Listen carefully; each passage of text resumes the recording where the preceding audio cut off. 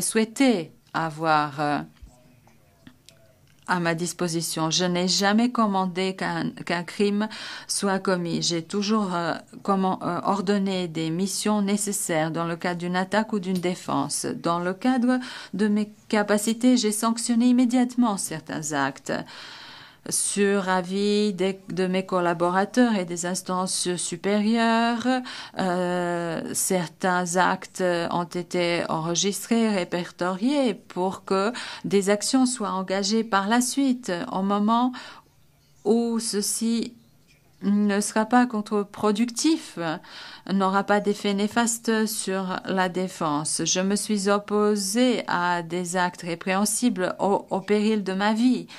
La preuve, les criminels dans mon propre peuple m'attaquaient et à plusieurs reprises, ils ont même tenté de m'assassiner.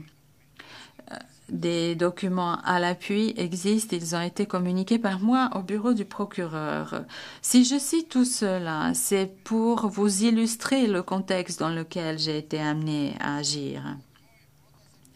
Mon départ pour Varesh n'avait pas pour objectif la commission d'aucun crime.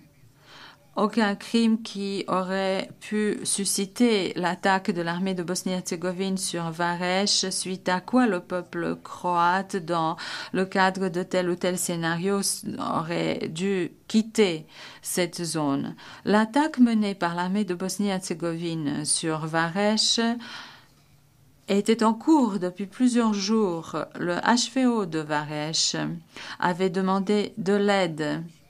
Et moi, en exécutant des ordres émis par mes supérieurs, j'ai tenté de faire tout ce que j'ai pu. Hélas, des individus ou des groupes n'ont pas respecté les instructions données par leur commandant. Dans ce contexte difficile et imprévisible, un crime a été perpétré. Cependant, il n'aurait pas dû justifier des crimes graves commis dans ce secteur contre le peuple croate par la suite. Madame le Président, il ressort de tout ce qui vous a été présenté que ce crime, je ne l'ai pas commis et qu'il n'a pas été perpétré avec mon approbation ou alors que j'ai été mis au courant. Ce crime, en revanche, a été commis par des individus et des groupes que je devais commander, dont j'étais supérieur, et c'est la raison pour laquelle j'en suis coupable.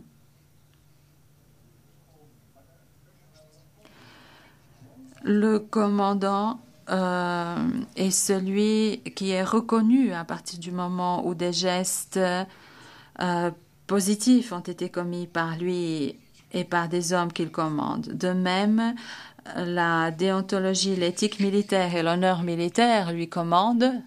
L'interprète signale qu'il y a un grésillement dans le casque, de reconnaître la responsabilité pour ce qui n'a pas été fait correctement. L'interprète signale qu'il entend à peine l'orateur. Il doit accepter et j'accepterai la sentence que vous prononcerez à mon encontre. Je regrette qu'il y ait eu des victimes à Stupnido et à Varesh. Ces victimes ont été inutiles, tout comme la guerre entre deux peuples amis. Quant aux familles des victimes, je leur adresse mes excuses et mes plus sincères condoléances pour la douleur qu'ils ont dû éprouver par la perte de leurs plus proches. Je m'exprime de manière tout à fait sincère. Je comprends leur douleur. Cette guerre a causé la même douleur dans ma famille ainsi que dans nombre d'autres familles, indépendamment de leur appartenance ethnique. Toutes ces victimes ont droit à la vérité et à la justice. Je coopère avec le bureau du procureur pour contribuer à ce que la vérité se manifeste. Je suis un homme responsable et non pas un homme brisé, comme l'affirme dans les médias mon ancien conseil. Je suis convaincu que ce grain de vérité saura être reconnu dans l'océan de mensonges que l'on diffuse depuis des années en Bosnie-Herzégovine et en République de Croatie contre moi. Ce sont des mensonges placés par des individus et par des agents de différents services de renseignement et autres pour me forcer à garder le silence et pour occulter la vérité les concernant eux, ainsi que la politique qui m'a transformé moi et mon peuple en une victime et en un agresseur dans mon propre pays. Seule la vérité peut aider les générations futures. Je la défendrai, je la dirai indépendamment des menaces, voire même des attaques physiques dont j'ai été l'objet à l'unité de détention. Ces menaces ne sont pas dirigées uniquement contre moi, personnellement, mais contre toute ma famille et aussi contre mon avocate. Par conséquent, je demande à cette Chambre d'utiliser de son autorité pour faire en sorte qu'une protection nous soit assurée. Ceux qui défendent la vérité sont exposés à des méthodes très subtiles utilisées par des gens prêts à tout. Une campagne médiatique, une campagne du renseignement a été lancée sur une grande échelle en République de Croatie contre moi à partir du moment où j'avais passé un accord avec le procureur. Comment pourrait-on expliquer autrement ce qu'écrit un hebdomadaire très influent croate qui cite des mensonges et des rapports délirants des services secrets croates disant que je suis, moi, responsable du crime terrible commis au marché de Markale à Sarajevo. C'est une menace lancée contre ma famille. C'est un mensonge monstrueux. Et à l'appui, il publie une photographie de mon épouse, l'adresse de mon appartement ainsi que la plaque d'immatriculation de notre véhicule. N'est-ce pas une invitation à peine déguisée aux victimes, aux familles des victimes de ce crime pour lyncher ma famille? Ce qui est encore pire, des mensonges encore plus monstrueux ont été lancés contre moi à la télévision croate dans le cadre d'une émission qui est très suivie suite à la signature de mon accord de plaidoyer suite au moment où il a été rendu public. Faut-il préciser que mon ancien conseil a pris part à ce programme télévisé, mon avocat au sujet duquel je n'avais que 2 mots à dire de par le passé. Il s'agit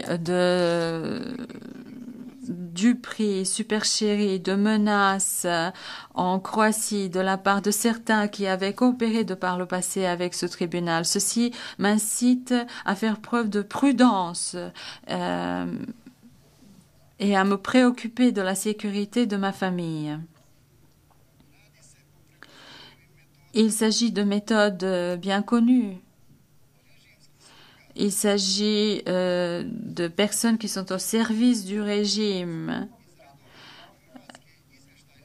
dans les rangs des services de sécurité croates, du renseignement croate, services d'information et de sécurité croates, des différents clans qui avaient orchestré les événements de guerre et qui avaient dirigé nos destins. Afin de se protéger, afin de protéger leur donneur d'ordre, il occulte, il dissimule la réalité tout en créant, en falsifiant des preuves, en produisant de nouvelles qui sont fausses pour incriminer les innocents et pour tromper l'opinion publique croate ainsi que ce tribunal. Je sais que le bureau du procureur prend des mesures concrètes pour révéler des constructions fausses et mensongères qui avaient été placées devant ce tribunal. Et sincèrement, j'espère avoir l'occasion de prendre part à cela. Madame le Président, voilà, j'ai fait tout ce qui a été en mon pouvoir pour que la vérité tout entière se manifeste. Vous avez entre vos mains des preuves solides de tout ce qui s'est produit. Je fais confiance à votre sagesse et à votre courage qui vous permettront de déterminer une peine juste. Je prie Dieu pour qu'il me donne le courage et la santé de purger ma peine de manière intègre et honnête pour pouvoir retrouver ma famille qui depuis longtemps, de manière indue, en est victime de ces événements et qui en souffre au premier chef. Je vous remercie.